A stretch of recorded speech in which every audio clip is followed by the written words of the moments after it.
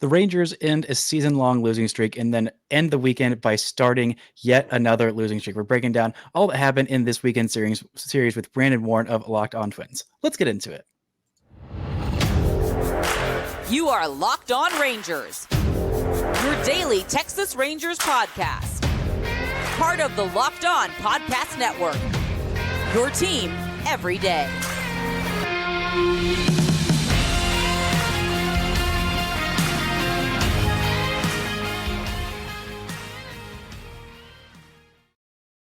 You are locked onto the Texas Rangers and locked on to the Minnesota Twins. I'm Brice, Paterik, host of the Locked On Rangers podcast. Joining me today is Brandon Warren, host of Locked On Twins. We are breaking down this weekend series that just went about like every series has gone for the Rangers the last week and a half. Absolutely terribly. But the Rangers were able to snap their 8-game losing streak with a win on Saturday, but started another one in incredibly painful fashion in 13 innings on Sunday.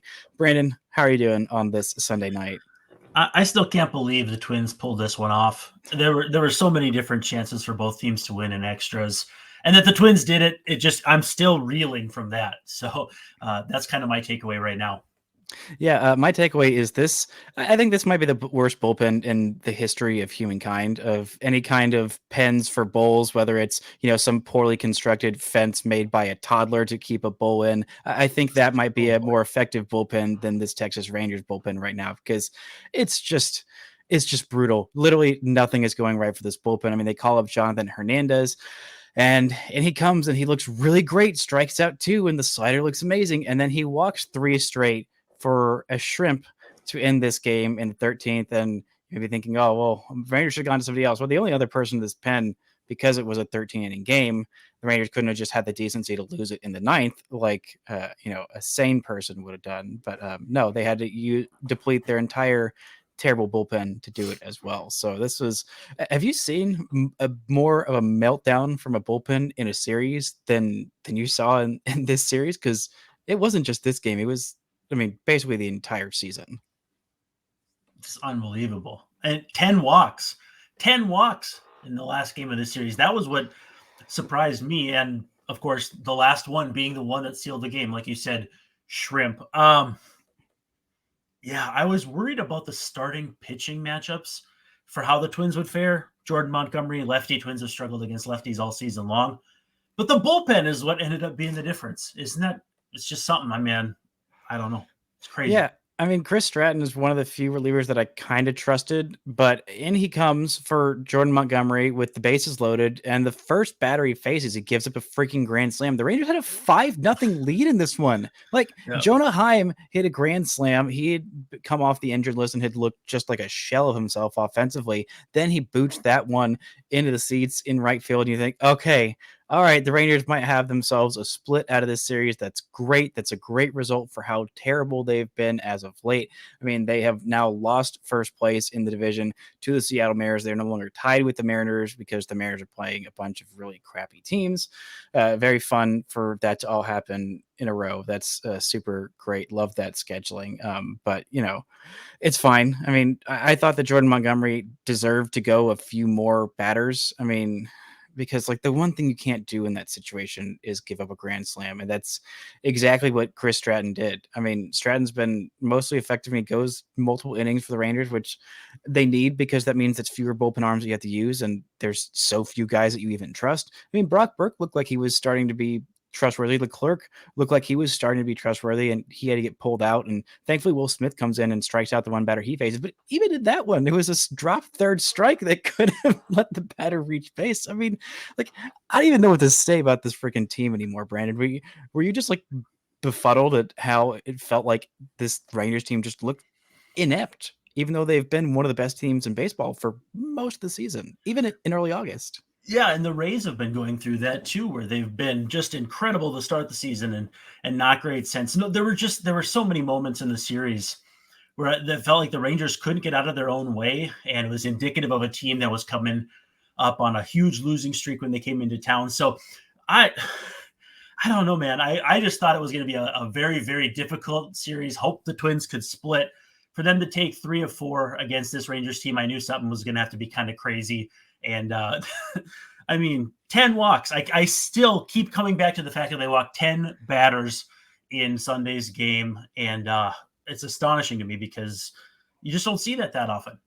No, you really don't. I mean, it was the usual culprits. I mean, Jonathan Hernandez, he was sent down to the minors because his control was just completely off the rails, and he had looked much better in AAA as of late. And he's one of the few guys. This Rangers pen doesn't have a whole lot of guys who just throw premium gas.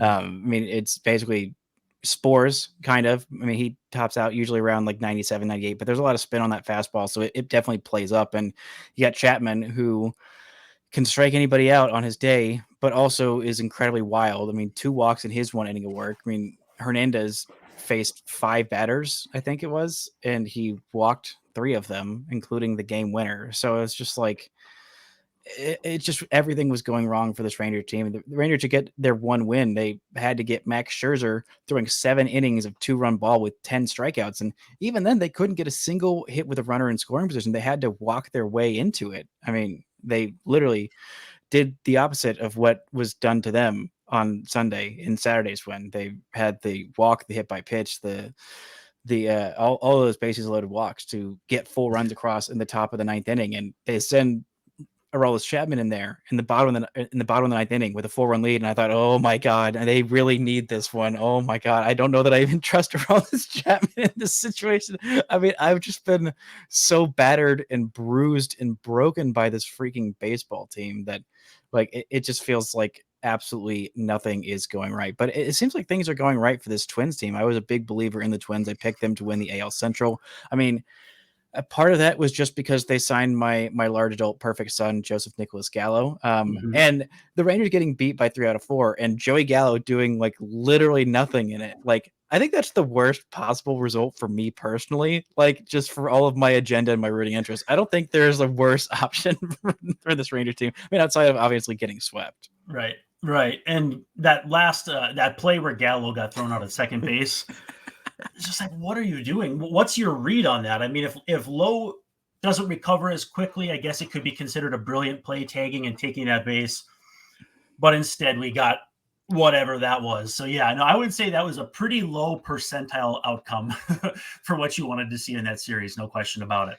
Yeah, I mean, Joey Gallo is usually a really smart base runner. He's not the fastest guy, but he makes some really smart base running decisions. Him coming in and doing that, it's just like very, very off kilter. And Nathaniel Lowe going from like the worst defensive first baseman at all of Major League Baseball last year to one of the best this year has been one of the like low key, like really great developments for the Rangers. And it's been really nice, but I feel like I can't focus on too much of the good stuff because this team is in such a rough way. They do play 3 against the Mets coming up. We're going to talk about a little bit of controversy in this series. And we talked a little bit about hit by pitch, and there was a very controversial one that happened on this game from Dane Dunning. We'll talk about that in just a second. But first, this word from our sponsors.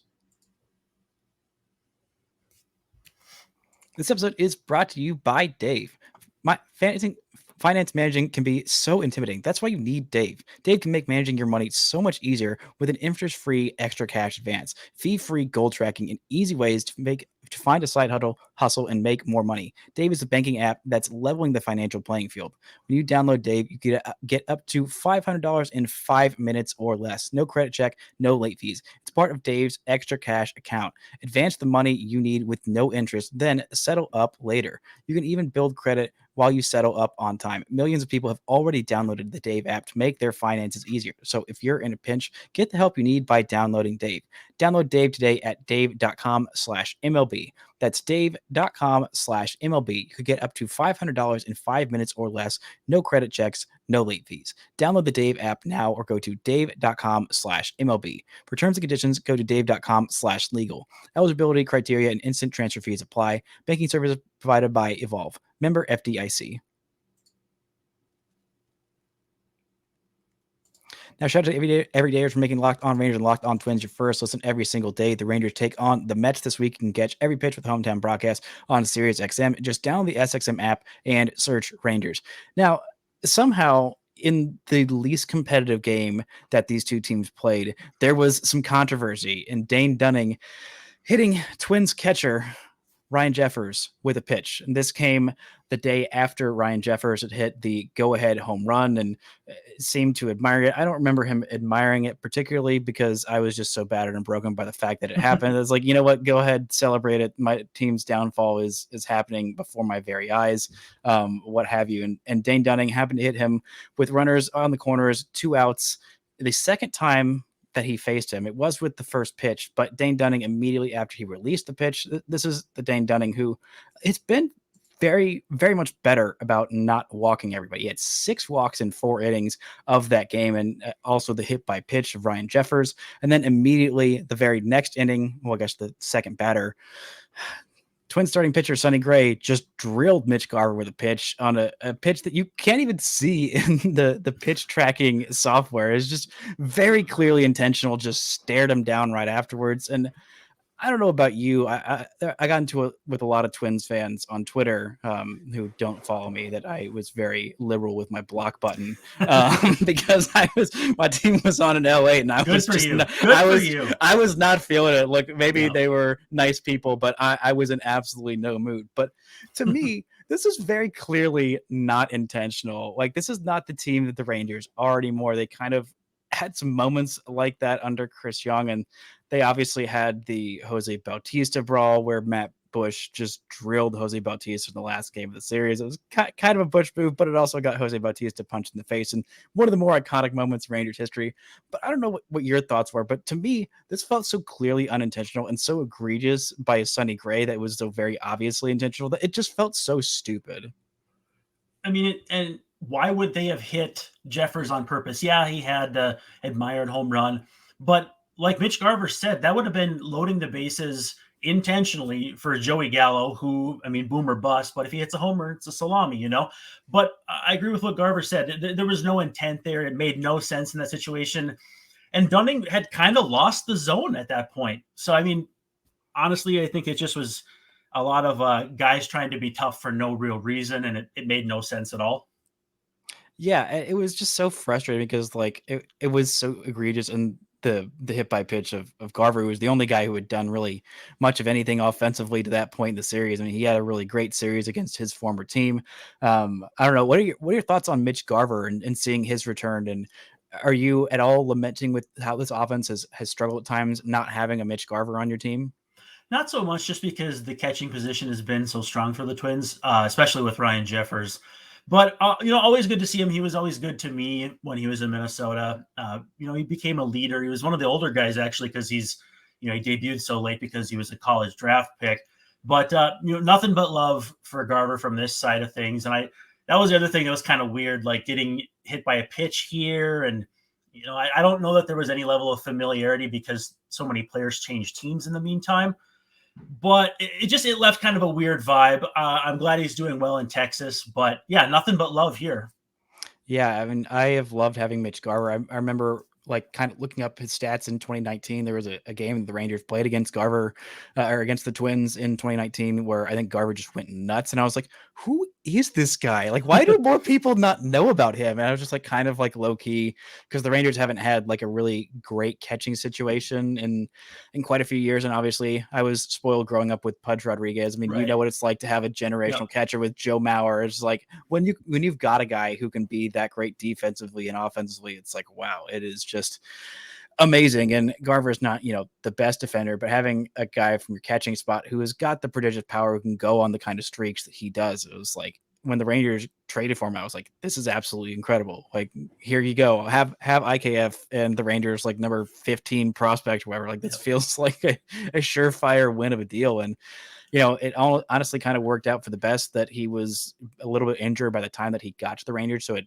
forced Jonah Heim into being the starting catcher in 2022, the everyday guy. And he thrived in the first half, should have been an all-star last year, then was an all-star this year and has been mostly very freaking good. And now, Jonah Heim went on the IL for a little bit, and Mitch Garver gets his offense back because he's catching. He's kind of remembering how to, be more involved every day. And like, he's still hitting as a DH, which is like, if I'm looking for positive developments, the fact that Mitch Garver is still crushing it as a DH, like earlier this year, like when he was DHing, he just could not hit. And now he's still DHing and he's still crushing it. That is, if I were to talk about some of the upsides of this weekend, then I think that would be it. But I'm curious as to your thoughts about the Rangers coming into this series. I mean, obviously you're catching them at a bad time, but what about this team kind of surprised you this weekend? I wasn't surprised by how good the starting pitching was or how good I expected it to be. I thought Montgomery was going to be the toughest matchup just because the Twins have been so bad against left-handed pitchers this season. But I had no idea that the bullpen situation had gotten this bad. I knew the offense may be a little top-heavy, but solid overall.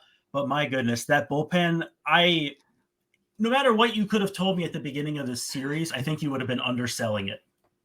Yeah, there's definitely some ways to undersell it, including one of the more egregious stats that I have ever seen about a bullpen. We're going to talk about that and who on the other team we would steal for our own team. First, let's word from our sponsors. This episode is brought to you by Sleeper. Want the chance to win more money with less picks? Head to Sleeper, the #1 sports app where you can win up to 100 times your money on just 2 or more fantasy baseball picks. Do you think that somebody on the Mets, like, I don't know, say Pete Alonso, is going to hit a bunch of homers off this Rangers bullpen? Well, then you can go and make your picks on Sleeper. You can swing for the fences and up to 100 times payouts. All you have to do is choose 2 or more players that you like, select more or less in their stat categories like home runs, strikeouts, hits, and more. Get your picks right, and you could win big. Use promo code LOCKEDON, and you'll get up to a $100 match on your first deposit. Terms and conditions apply. See Sleeper's terms of use for details. Currently operational in over 30 states. Check out Sleeper today.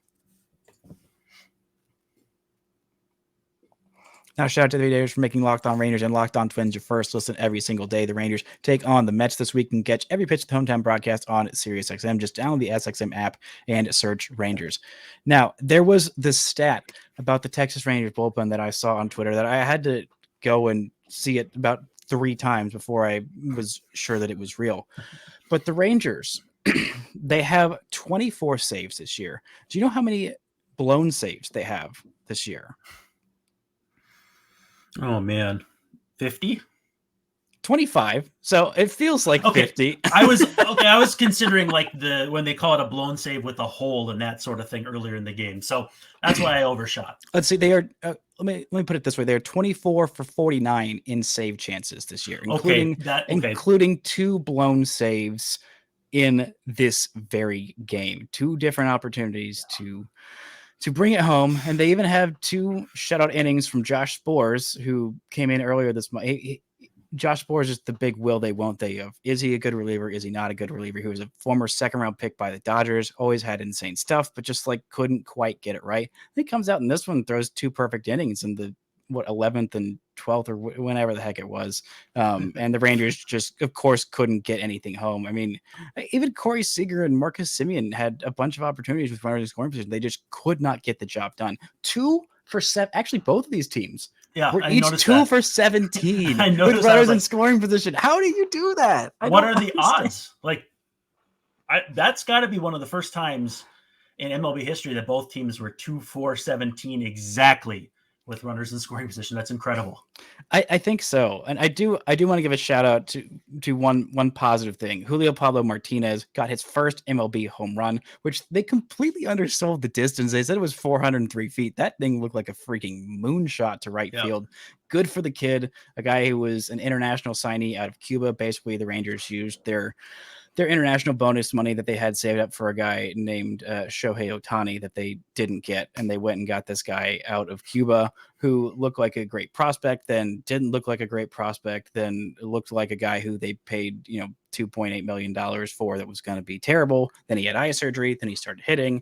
Then he started having fun with baseball again. And now he's in the big leagues and he's had some moments this year. And it's been nice for the kid to have some moments like that, especially since they have been so few and far between moments of joy with this team in the last 10 days. My goodness gracious. But I'm curious as to your thoughts if these teams square off in a playoff race. Is this the team that you want to face? I mean, as if they're going right now, it feels like the team that everybody would want to face. That's lost 9 of their last 10. I mean, is this a matchup you think bodes well for the Twins, or are you kind of scared that this team might figure it out and be a juggernaut in the playoffs.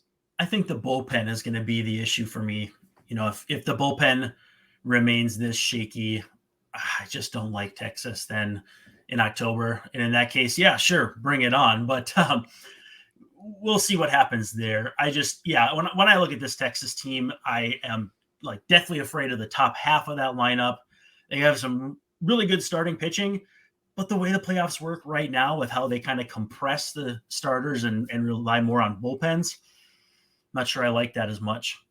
Yeah, that's totally fair. I mean, the bottom half of this lineup is mostly like the depth of this lineup has mostly been where it's been so dangerous. Not having Josh Young, the guy who should have walked away with the Rookie of the Year, Yeah, but a stupid line drive to the thumb, 109 miles an hour off the bat. Thank you, Jorge Soler, you freaking jerk! How dare you hit that ball so hard at my beloved boy Josh Young and break his thumb? And he's not going to be back until the middle of September. And the Rangers have also been without Nathan Eovaldi, so they have been stuck with Andrew Heaney, who is honestly a fine number 5 starter, but he is still a number 5 starter. And if you could shove him in that bullpen, maybe he solves some problems back there. possibly. It's hard to see him making it worse with how much of a mess this team has been back there. But I'm curious. We are finally, I think, at the point in the show where we go to which player you would steal on the opposing team. Obviously, the Rangers have 6 All-Stars this year, and there's a lot of great choices. You could go with Josh Young. I mean, if you're stealing him, by the magic of this game, he would magically be healed. But I'm curious, Okay. of these Rangers players, who would you most want to steal for your Minnesota Twins?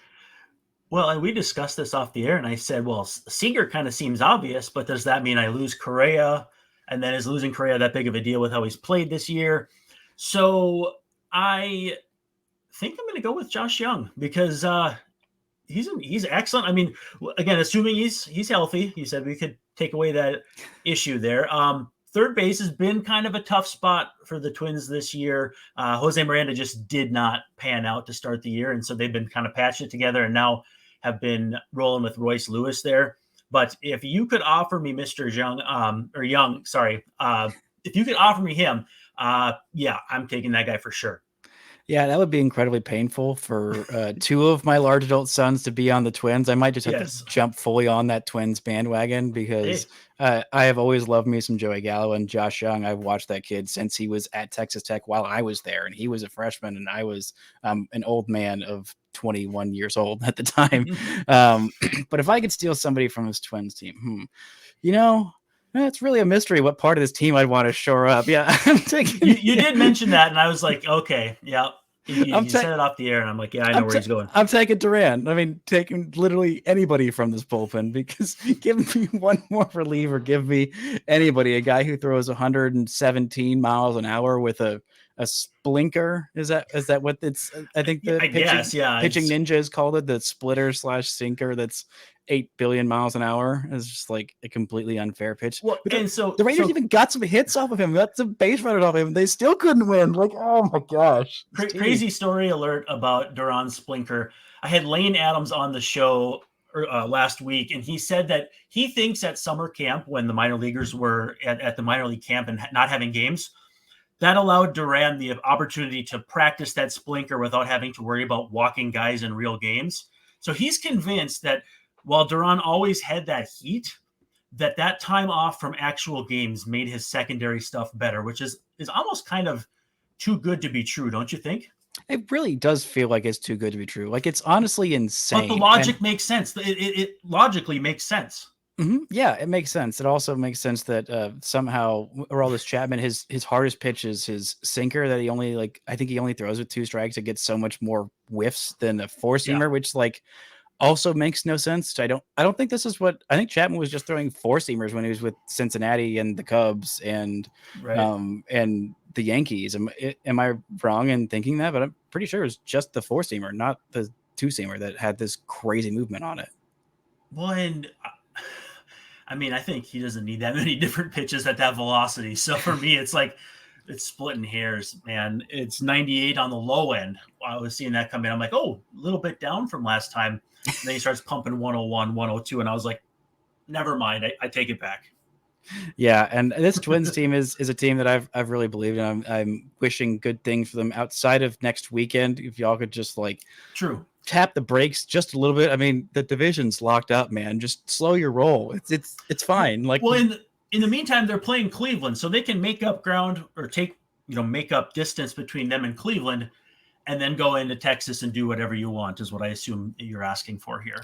Yeah, just like chill. I think the most maddening part of this whole weekend was Dallas Keuchel throwing 5 shutout innings against this offense that needed to score runs. Like, are you freaking kidding me? Dallas Keuchel, literally my greatest tweet of all time was back when Keuchel was getting absolutely cooked, and I said Dallas Keuchel should have to change his name to Houston Keuchel because he sucks now. And you know what? I saw him in a Rangers uniform last year. Was it last year or was it 2 years ago? I can't even remember. All the bad years blur together. But like, those were some of the worst starts I've ever seen anyone in Texas. It was last year. He had that's right. 2 starts, 10 innings, a 12.60 ERA, and hard to do. It felt like it should have been higher. Honestly, like, it was some of the worst starts I've ever seen by any Texas Rangers pitcher, and I've seen clearly a lot of bad pitching by Texas Rangers pitchers. Like, it was this rotation was just in such a rough way last year. To see how much they improved it was phenomenal. I mean, just from the offseason of signing DeGrom, which we all saw how that happened, and Nathan Eovaldi, who we did not see this week and haven't seen in a little while. Hopefully we'll be seeing him back maybe the end of this week, maybe next week. I don't know. It depends. And then you go trade for 2 more starters and Max Scherzer and Jordan Montgomery. And while he's not peak Max Scherzer, he's been mostly pretty good for this team. And to see that biggest flaw, which was such an exposed, horrendous flaw last year, like, the offense was fine. It was a pretty good offense, but like, it was so masked by how bad the starting pitching was. And the bullpen was even better last year. It was just overtaxed because your reliable starters last year were John Gray for a couple months, Martin Perez all year, who we've really fallen back down to earth, kind of Dane Dunning, and then a whole bunch of mess. And then to see them address their biggest weakness, to go out and sign all these guys, and to get the improvements from the young guys like Josh Young, like Leo Taveras, who was incredible for the first half, like Ezekiel Duran was for most of the first half. Like, I mean, Adolis Garcia is like walking now, which he never ever did at all last year. And now he's changed your pace. Yeah, it's incredible. And then to see them, it feels like waste this season. Like, I don't want to quite yet. I'm just about ready to stick a fork in this freaking team because they're done. They're cooked. Like, if you have this bad a bullpen and you can't come back late in games, like, you're not going to win every game 12-0 like you were early on in the season. And they're not really winning any games 12-0 right now, let alone just winning games. Like, oh, this is so incredibly maddening. Like, this is what I wanted. I wanted this team to be competitive this year. And I forgot how miserable it is to be competitive when you're losing, man. This sucks. Nobody wants to be in that ether of like 84 wins or whatever, because it's just not entertaining. You win, then you lose, then you win, then you lose. And there's very little like streaks to get excited about. And so, no, you don't want to be in that weird place. You either want to be real good or real bad, because the middle ground is no bueno. No, it's not bueno at all. I mean, and if I knew that Jacob deGrom was going to be pitched for a month, and Corey Seager was going to miss 2 months, and Adolis Garcia was going to, turn into this, and Jonah Heim was going to miss time, and Josh Young was going to miss time. It's just like, I don't know. Like, if you told me this is where they were without like the context of the last like week, and they literally just went on an 8-game winning streak, like, to start this month. And it was like, everything's great, everything's amazing, everything is awesome, like they say in the Lego movie, and then everything is terrible and horrendous. And I am so down bad and mad online that I haven't been about Texas Rangers baseball in a long time. It's nice to have strong feelings about a team and wanting to defend them, but I would like for the next series that these two teams play to go a little bit better for my team. But just, if you lose, get your butts beat. Don't let the bullpen blow it late, because I can't handle any more of those games, man. I'm so broken. No, it's exponential the later in games that they blow, that your blood pressure goes up. I'm convinced, because it's almost a relief if you're down quite a bit early because there's less pressure. It's just kind of chipping away back, much like the Twins did today. But I don't know, those high intensity innings, they're not good for you, man. And then when they're high intensity and then negative besides, nope. There have been too many of them, and almost all the games in that losing streak outside of the big blowout on was that Friday? Yeah, Friday night. They were all close games, and almost all of them were ones that were either blown by the bullpen or well, that's pretty much it. They just pretty much all been blown by the bullpen. But Brandon, the only baseball joy I have felt this week outside of that brief fleeting win was talking Rangers and Twins baseball with you. Where can the fine folks listening to Locked On Rangers find you and all of your good work? I say on Twitter at Brandon_WARNE, but I don't think I would follow me there. I lead every show with that. So, but yeah, otherwise, Locked On Twins, wherever you get your podcasts, YouTube, all that fun stuff. Well, Locked On Twins fans, you can find me on Twitter at Brice Paterik. And Rangers fans, if you want to follow Joey Gallo and all of his doings and wish him well like I do, then you will also listen to Locked On Twins. But Brandon, it's been an absolute joy, much more joy than the baseball this weekend. Thank y'all so much for listening, and until next time. Oh, I can't even say don't forget to enjoy first place. Enjoy second place Texas Rangers baseball. Oh.